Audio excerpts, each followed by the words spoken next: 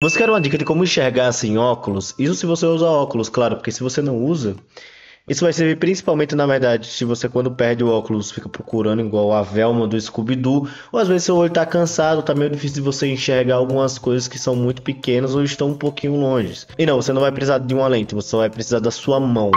A mágica é a seguinte, é bem simples. Quando você quiser ver alguma coisa que está um pouco embaçada, basta você fazer um pequeno furinho com a sua mão, um pequeno círculo e aproximar do seu olho. Se você faz isso, você consegue enxergar algumas coisas que antes você não conseguia de maneira nítida, só que um pouquinho mais escuro. Se você está duvidando de mim, então tenta fazer isso agora.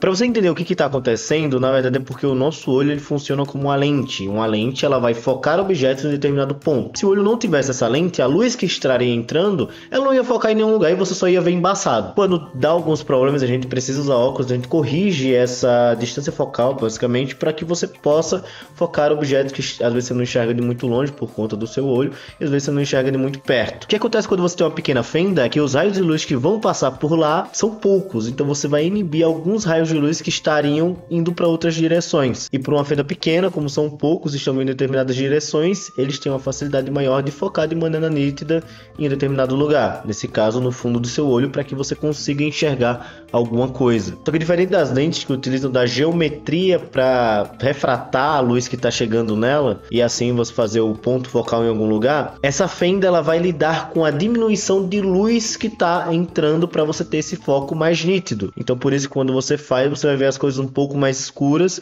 e é por isso que isso também não é utilizado em câmera fotográfica nem nada. É melhor você utilizar uma lente. Mas caso você não tenha, faz o buraquinho com a mão e tenta enxergar pelo seu olho.